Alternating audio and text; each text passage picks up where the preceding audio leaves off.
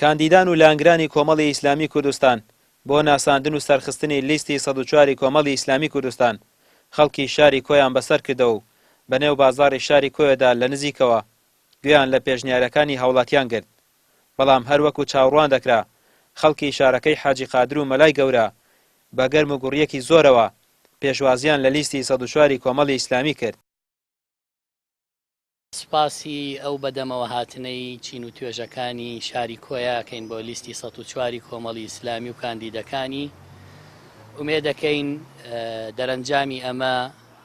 کە لە 4 ساڵی ڕابردوو هەڵوێستەکانی کۆمەڵی ئیسلامی هۆکار بووە بۆ ئەوەی خەڵک بەم جۆرە بەدەممانەوە بێ. دەرەنجامەکەی ئەو ئەنجامە باشە بێ کە جێی دڵخۆشی خەڵکی کوردستان بێ بۆ ئەوەی هەڵوێستەکانی کۆمەڵی ئیسلامی باشتر و زیاتر و بەهێزتر بێ لە پێناوی خەڵکە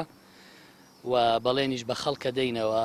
ئەوەی کە بۆ ئێمەیان کردووە ئەرکمان قورسترەکە بەوەی کە زیاتر سوور بین لەسەر هەڵوێستەکانمان لەسەر داوا و مافی ڕەوای خەڵکی کوردستان لە بەغدا بێ یا لە هەولێر.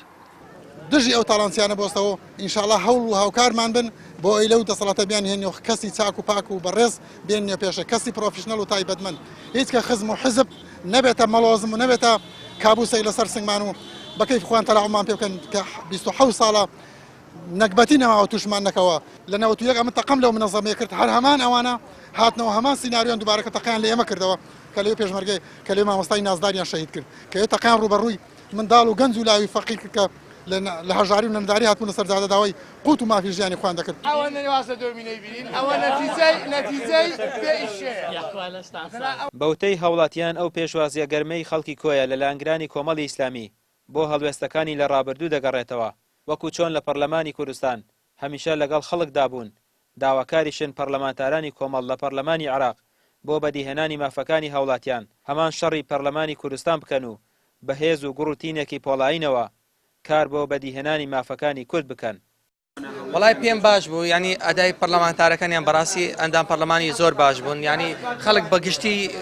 زۆر ڕای لێیان بوو بەڕاستی هۆکارەکەشی ئەوەیە کە دەیان بینی ئەندام پەرلەمانەکان خەرکەی زۆر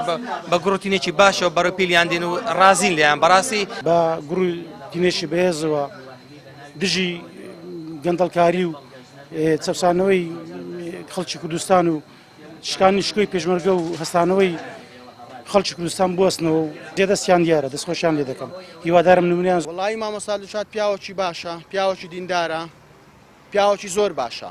وڵی پێم باشە شتی زۆر باش دەکە بچێتە پەرلەمانی عێراق شتی زۆر باشی پێ مامۆستا دڵشاد. ئەو پێشوازیە گەرمەی خەڵکی کۆیە لە لیستی 104 کۆمەڵی ئیسلامی دەرخەری ئەو ڕاستیەیە کە کۆمەڵ لە ڕابردوو لە ئێستاشدا ڕووزەردی لای خەڵک نییە و سەربەرزە و ڕووی ئەوەی هەیە بچێتە ناو خەڵکو و بۆ ئایندەش داوای متمانەیان لێ بکاتەوە تا لە پەرلەمانی عێراقیش شەڕی مافەکانی کورد بکات. ڕەمی عوسمان کەناڵی ئاسمانی پێیام کۆیە.